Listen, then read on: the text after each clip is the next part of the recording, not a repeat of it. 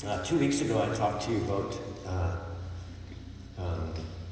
uncharacteristic behavior and how David, this warrior king who fought great battles, was a man after God's own heart. We found him not going to war and getting caught in the Bathsheba story, and how when we have unsettled hurts in our life that lurk, it leaves the door open for Bathsheba to sneak in and to pull us away from our destiny, or pull us away from our calling in life.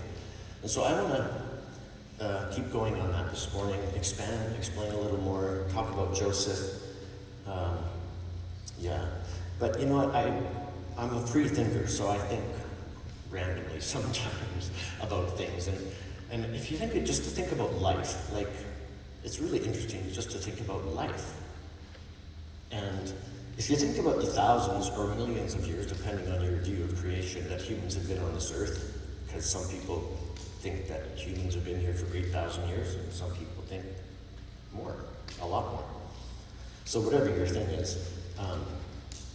And all these monumental shifts we see in the earth, plagues, wars, climate change, ice ages, dinosaurs, if you really even know, it's like all these things that have happened on this earth, all the things we read about in the history books. So you think about the earth and all these great things that have happened, and then you think about humans and just some of our accomplishments. We've gone to the moon, climbed Everest, invented submarines, vaccines and medicines, and just the incredible capacity of humanity to create and to solve. And then you add to that we're created in the image and likeness of God. And really it should be we should see this storyline that God has created for this earth that we're on, and the redeeming and the drawing back and the reconciling back to himself through you and me.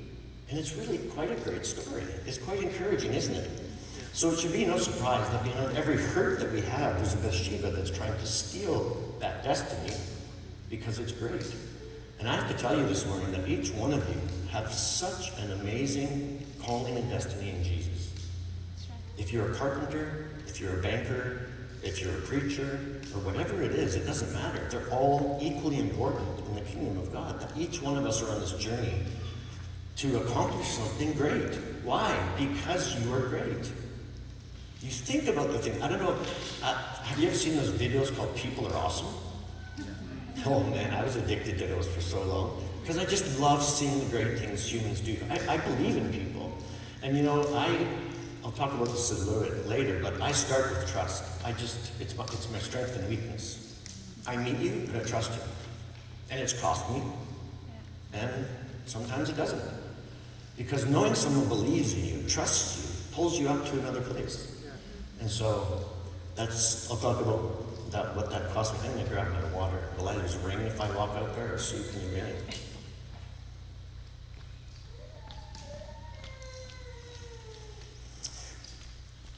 It's really no surprise that we're great. It's no surprise that you're fantastic, because you're created in the image and likeness of God. Right. You hear that? You're created in the image and likeness of God, which means you're fantastic. And if God is love, then it follows that we, as his people, should be a people of love. And the one thing that sets itself up to stop you from being a people or a person of love is hurt. It's hurt. We all go through those things in life, don't we? The tough stuff. Been there? Rejection, abuse, physically and emotionally, unmet expectations, disappointments, bad relationships, breakups, loss of people we love, even disappointment with God. And I wish it was some other way around, but life throws curveballs. And sometimes it seems like it doesn't stop throwing curveballs. The hard things we go through, the hard relational things that we go through. But when we encounter those moments in life, each one of us has a choice. We have a choice. We will either live from a place of love and heal, or we will live in a place of hurt and let go of what God has for us. See, one thing that happens when hurt comes is it attacks the way we think. So follow with me for a minute. This is how I'm going to expand a little bit on what I started last week. So one thing happens when we experience hurt is it attacks our thinking patterns. 2 Corinthians 8 verses 10 through 12 talks about a willing mind. And you can go and read that. I have quite a bit to get through, so I'll just give you the scriptures, and then I know you're all learners here, so you can read them and think about it. So 2 Corinthians 8 verses 10 through 12 talks about a willing mind. Our thinking needs to be arrested before our thoughts have a negative impact. So, example would be, I went through some hard emotional, traumatic emotional events a few years ago in some relationships that we were in. And what that caused is for me to stop being who I was, a trusting person, to not trusting people. I didn't start with trust. My thinking, something happened to the way I would think about people, and I wouldn't trust them the way I used to. And so when that thought comes, we need to arrest that thought before it has a negative impact. So a random thought, I go through this emotional hurt, I have this thought, oh, I can't trust people. So because I didn't arrest it, that random thought became a dominant thought in my thought process, which becomes a controlling thought. Now I don't trust anyone, including myself. That thought begins to control me. And then because that thought pattern has been formed, it becomes an argument in my life that people are untrustworthy, and then I start to apply reason to it. You're going to have to think this through. And listen to it on the, where is it, podcast or website, wherever app. Yeah. It becomes an argument. So no, people aren't trustworthy. How can you trust people? And I apply reason to it because they do these things. And then that becomes a stronghold in my life. So it goes from an injury with a random thought to a stronghold because of the process when I haven't brought that thought under the lordship of Christ. 2 Corinthians 10 verses 3 through 5 talks about that. So the starting point is to bring our thinking into captivity with Christ. So Graydon gets hurt. Graydon should go to Jesus and say, I've been hurt, I'm struggling to trust. I bring this thought to you so he can work it out in my life. Do we allow negative thoughts to wander, or do we take them captive? Ultimately, these thoughts need to be cast down before they set themselves up against the knowledge of God. So now, because I have a stronghold that says everyone's untrustworthy, that's actually contrary to what the word, it sets itself up against the word. So now I can't be a person of love because I'm not a person of the word. And I'm living from my hurt and my thought process. I'm living captive to a stronghold. Does that make sense? Yeah. Isaiah 55, that's where you can find that. So we need to lift our thinking to think at a higher level. God thoughts become word-based, which become prevailing thoughts, which become conviction, and then faith takes hold. Should I say that again? Yeah. We need to lift our thinking to a higher level. God thoughts, which means no, people are trustworthy. He's not untrustworthy. He's created and see the value in that person. So we need to lift our thinking to a higher level. God thoughts become word-based prevailing thoughts, which become a conviction, and then faith takes hold. So our spiritual senses need to rule our thinking, and our thoughts need to be obedient to the Word of God. Amen? So Carolyn Leaf, in her book called Cleaning Up Your Mental Mess, she actually talks about this from a medical point of view and explains that if we think a certain way, our brain will start to form neural pathways for our thinking. So once that's established, it's very difficult for it to change. Because now it's just the way your mind works.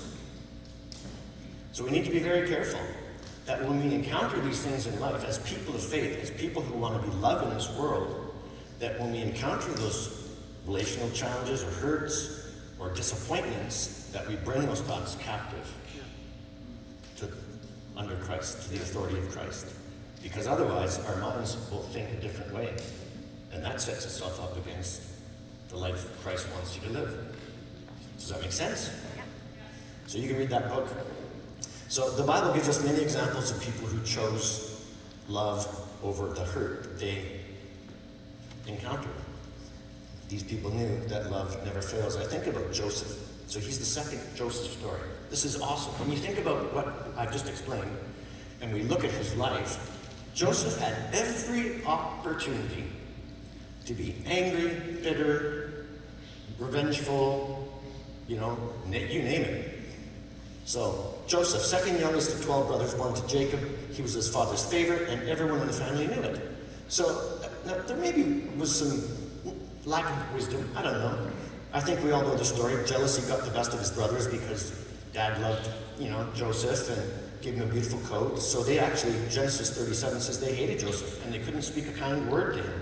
So now that's the picture of Joseph's life. But Joseph had a gift. He could interpret dreams. And he had dreams. And so wisely or unwisely, Joseph has this dream and he shares it with his family. And he says, oh, by the way, you're going to actually bow down to me. Not so wise. Maybe. Especially with brothers that hate him. So he shares the dream, and it drives them crazy. And now I don't know if Joseph saw the road ahead. He probably didn't. And I also don't know if Joseph shared other dreams with his brothers. Like, hey, I had a pizza dream last night. I don't know if he did that. But he shared this one, and it certainly put fuel in the fire. They actually grew so jealous of Joseph. You know the story. They devised a plan to kill him and to throw him into a pit. And then Judah suggested maybe that's not the best idea. He said, let's just sell him. Instead of killing him, let's just sell him as a slave. And then later they tricked their father into believing that poor Joseph was dead. He couldn't brought back his garments covered in blood. Now think about this. Joseph was not abandoned by strangers. He was betrayed and cast out by his family. Man, there's potential there for serious wounding, serious hurt. His very own flesh and blood sold him like a filthy, good-for-nothing piece of trash. Maybe you know very well the sting of hatred or resentment. Maybe you do. We probably all could. Maybe a close friend abandoned you because he or she was jealous. Instead of encouraging you, believing in you, this person cut you off.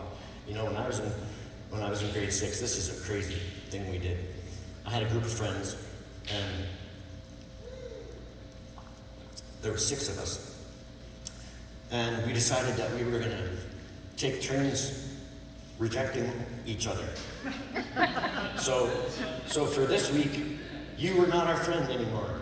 You're out. And then then you're back in, and then he's out. I know, crazy, right? So it came my turn, and it actually marked me. It stung like rejection. And I actually never was part of that friend group again. Weird, eh? Crazy things we do. So because of that, I was always very sensitive to rejection. So I think we all have encountered some of those things in life.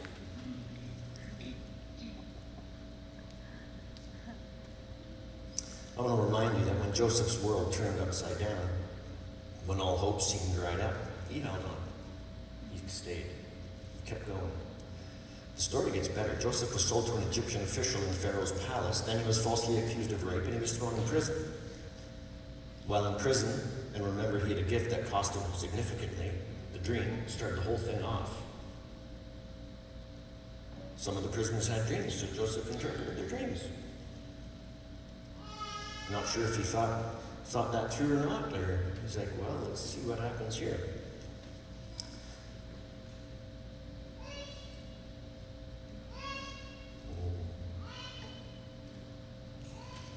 I'm editing. Yeah. So I don't know if he reflected on the cost of his last dream interpretation of what happened, but one thing we can be sure of is if he was still living in the hurt from that moment, he probably would have been silent. That's right. Yeah. So it's the temptation for all of us when we get hurt by people or circumstances, the things we go through, they're all real, and the pain it's real. But if we live there, we eventually will shut down the flow of the life of God that is intended to flow through us. That's right. Everyone gets hurt. invite him into the process. Invite him into the journey. You know, and grief is, for some people, long, some people not. Mourning, you know, recovering from emotional trauma. It's different for each one of us. But invite him into the healing process. Don't be stuck there. Don't let it define you. Define it. Define the moment. Don't let the moment define you.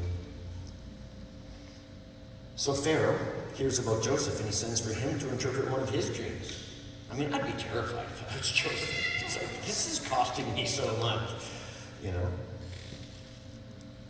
It was not a good dream. The dream meant that Egypt would experience 7 years of prosperity followed by 7 years of famine. And then Joseph also, he threw in some good advice. He told them to have someone to gather food for the next 7 years of famine. You know the story. And Pharaoh was so moved that he appointed Joseph to be second in command over Egypt. I'm going through his life on purpose, so you have a picture for the conclusion, if that's okay. During the famine, Joseph's older brothers, remember those guys? They came to Egypt to buy food. And there they stand in front of Joseph. The guys that sold him into slavery, but they didn't recognize him. So here's the boy who had a dream, is sold by his own brothers. He's staring his brothers in the face, and it's a pretty good opportunity for payback, isn't it? Pretty good opportunity to say, hey, you're going to pay for what you did to me. But what does he do? Does he speak from hurt and offense and throw them in prison or in a pit like he was thrown into? No.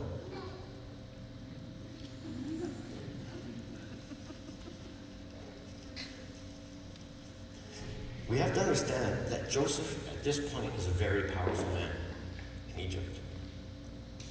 He holds the keys to the world's food supply.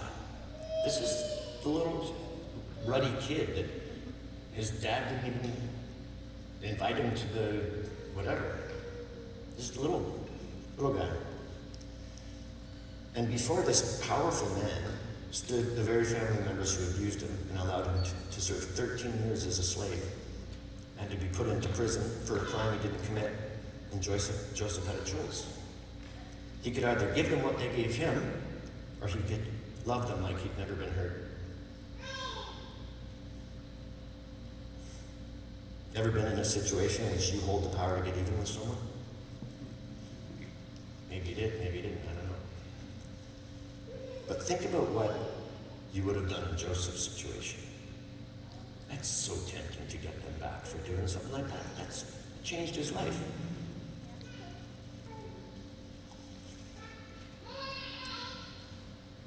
Through a series of many more events, Joseph eventually revealed his true identity to his brothers. And if you read it in Genesis 50, it's a powerful moment when he chooses to forgive them. His words to them are powerful. He says, you meant evil against me, but God meant it for good. That's Genesis 50, verse 20. You see, not only did Joseph choose to love rather than live in hurt and offense, he also healed and saved his entire family. What a story. Powerful story. You know, we read in 1 Corinthians 13, and we read in the greatest commandment from Matthew, and we are inspired to love. We're to be a people who love. But when we face real challenges and hurts in life, we have to choose to love. We have to choose to love, even in our hardest moments. Let me read an excerpt from a book by Franklin, Jensen Franklin, is that his name? Love Like You've Never Been Hurt. Let me read a little excerpt. David had a father who did not believe in him. The prophet Samuel had arrived at his house to anoint the next king of Israel, at God's direction. Samuel told David's father, Jesse, bring out all of your sons. One of them is going to be king. David's father paraded 7 of them before Samuel. He didn't even bother adding David to the lineup. It was as if Jesse was saying, there's no need to bring David out. He's a loser. He's a failure. He'll never amount to anything. You might be familiar with these words. Maybe you've heard them from a parent. Does the pain still linger? Does the brokenness affect your current relationships? David could have taken issue with his father. He could have used the pain as fodder when he got hurt by others later, including his bitter wife Michal, who made fun of him, and his son Absalom, who tried to kill him. That's a lot of hurt caused by people who were supposed to love you the most. While David could have gotten mad, or even he didn't. The Bible tells us David was a man after God's own heart. He kept on loving even though he'd been hurt. You have to love like you've never been hurt. You have to refuse to be bitter. You have to refuse to get angry. You have to refuse to get even. When you love in this way, God will raise you up and use even the worst that has been done to you for his glory. Jesus was betrayed by one of his own disciples. He was abandoned by others. Roman soldiers beat him. They nailed him to a cross. They stabbed him in the side. They put a crown of thorns on his head. They took that cross, dropped it into the ground with a thumb. Jesus' body shook as the pain was released through it, and he lifted his voice and he said, "Forgive them, for they know not what they do." Jesus loved like he'd never been hurt. He loves us like we've never hurt. He loves us like we've never failed. He loves us like we've never lied to him. He loves us like we've never done what he said we'd never do again. Christ's love was so not cautious, it was extravagant. In imitating Jesus, we can love the same way, even when we've been hurt. In conclusion, I don't know, I have several conclusions, so it might take a while. I don't know if this message is for you. I suppose it is, because we're all human and we all go through hard stuff, disappointments, deep pain, rejection, accusation, etc.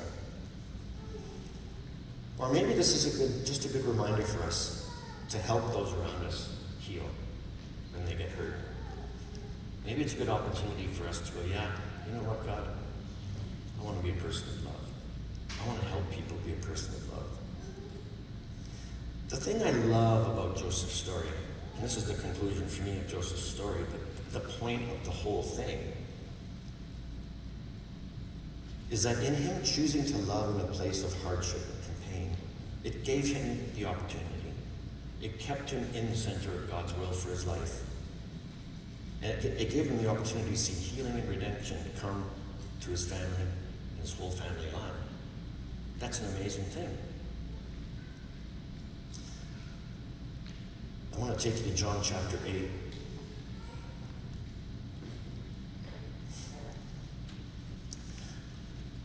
You know, when I think about how to respond in love to people around us, because really we have two choices, you know, or two questions.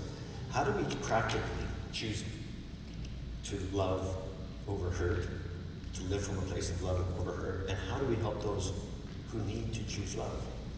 Two important questions. How do I live from a place of love, even though I'm hurting?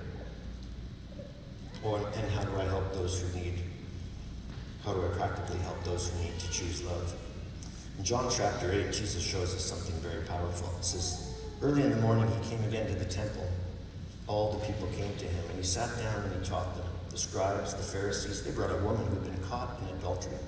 And placing her in the midst, they said to him, "Teacher, this woman has been caught in the act of adultery. Now, in the law, Moses commanded us to stone such a woman. So what do you say?" This they said to test him, that they might have some charge to bring against him. Jesus bent down and wrote with his finger on the ground. Now, Jesus has quite the opportunity right here to be offended with these religious leaders who are trying to trick him, back him into a corner, bring an accusation against him to get rid of him. And he also has this woman in front of him who's being shamed in front of everybody. Because if we study the history books, it says that she likely was naked because they caught her, and they would have just brought her right away. As they continued to ask him, he stood up and he said, it's interesting because when Jesus sits down in the culture at the time, it means I'm ready. So he sits down on the ground, writes, and he's like, yeah, I'm ready. And then when he has something to say, he stands up and says it. He stood up and he said to them, "Let him who is without sin among you be the first to throw a stone at her." And once more he bent down and wrote on the ground. But when they heard it, they went away one by one, beginning with the older ones. And Jesus was left alone with the woman standing before him. Jesus stood up and he said to her, "Woman, where are they? Has no one condemned you?" She said, "No one, Lord." And Jesus said, "Neither do I condemn you. Go, and from now on, sin no more." I love that story. And then Jesus says this right after, I'm the light of the world. Whoever follows me will not walk in darkness, but will have the light of life. So how do we practically choose love over hurt? How do we help those who need to choose love? We be like Jesus, who when faced with someone who deserves condemnation because of something they've done, we choose to love them and not to condemn them. I want to read you an excerpt from, has anyone read The Genius of Jesus, the book? Urban McManus? You should read that book. Super good. Put it in the notes. Urban McManus. This is from a chapter called, can't remember. That's about grace. The genius of grace. So he says this about that story. From my vantage point, there may be no encounter in the life of Jesus more profound than this one. No moment when grace was so clearly absent and so desperately needed. No moment from his ministry that tells us more about who Jesus was.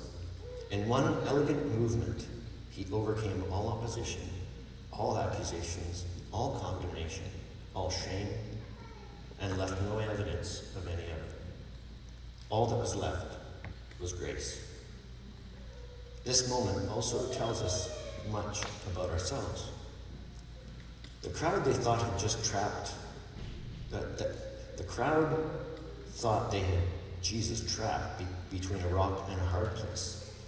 Do you fulfill the law and do what is required, violating the highest law of love in the process? Does the holiness of God trump the grace of God? Would this holy man dishonor God simply to save an undeserving sinner? If Jesus had given her grace, they were ready to condemn him as well. Jesus' movements were so minimal, his every stroke so at ease. His only effort, we are told, was to write some unknown words in the sand at his feet. It takes so much energy to be judgmental. And giving grace can be even more difficult. Jesus makes it look so easy that the genius of his grace may be too easily overlooked. In the face of that unconquerable dilemma, he showed that the law only exists to point us to grace. Or as Paul succinctly summarized in the letter to the Galatians, the entire law is fulfilled in this one command: love your neighbor as yourself. The law is a crutch for those who have not learned to walk in grace. This is interesting, this last little thing.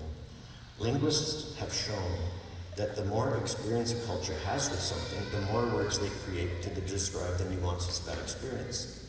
So, for instance, in the Arctic, they have more words for snow than we do, and more words for green in the tropics. In the same way, there's a universe of words that describe grace: kindness, compassion, generosity, empathy, humility, as well as beauty, elegance, and the divine.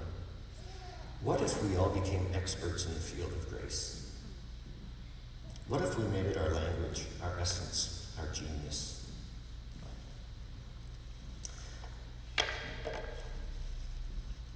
So I don't know your journey. I obviously know some parts of some of your journeys. You know your journey. You know what you feel in your heart God has called you to, or the dream he's given you. And I want to encourage you today, this morning, to take a look at David's life, take a look at Joseph's life, and how they responded in different ways. And just ask God, honestly, are there things that are holding me back? Things that I've buried, or things that I'm hanging on to?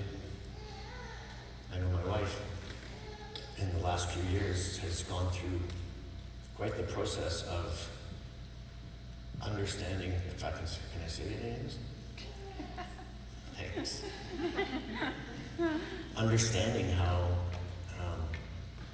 decades of shaming within the family had called her back. And she did the hard work to deal with it. She's a freer, lighter, happier, laughs a lot louder than she used to. But the hard work is worth it. Because what God has for you as someone created in his image and his likeness is so fantastic. Look at history. Look at what we have the ability, the capability to do when we're submitted to who he is and what he has for us. So I would encourage you. It's hard work, and it's not fun.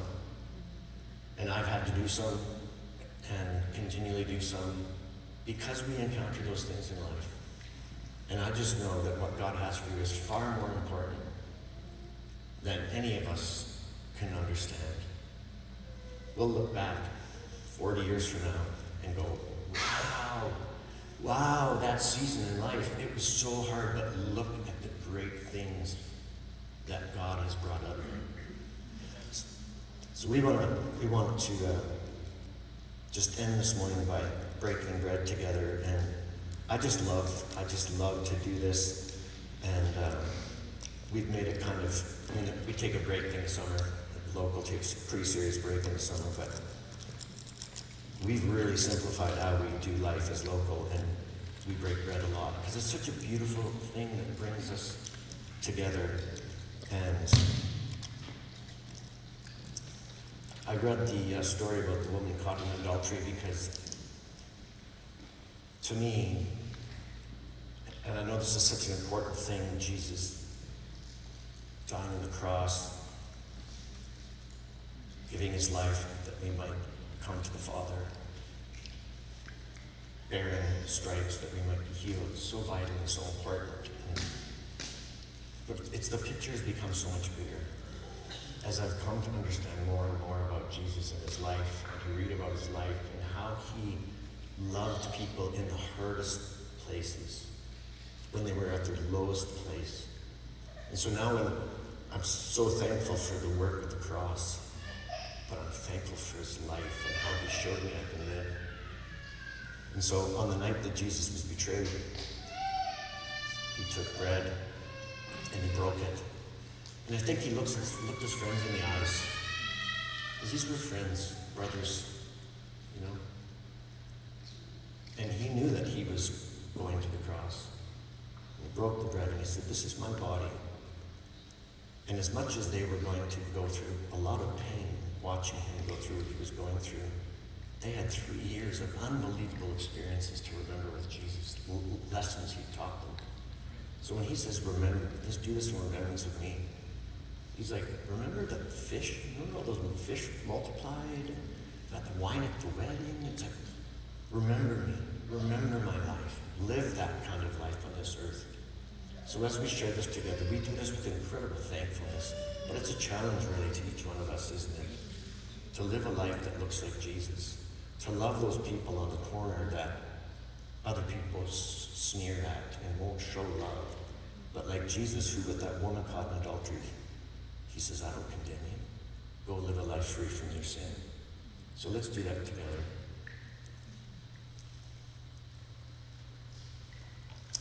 Jesus, we thank you for your body that was broken.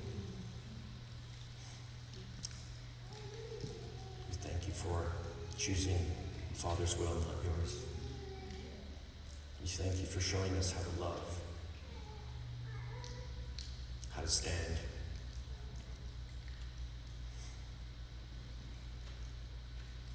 And in the same way, he took the cup, which represents blood of new covenant. He says, as often as you eat this bread and drink this cup, do this in remembrance of me. Let's partake together.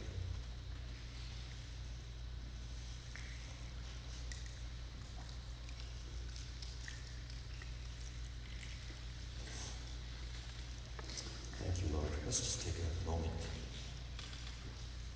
Thank you, Father. Worship you. Give you honor and glory in this place. Place you first in all things. Thank you, Lord.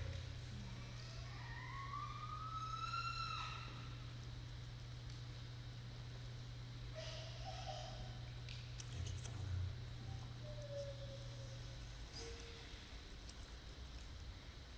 So my third conclusion.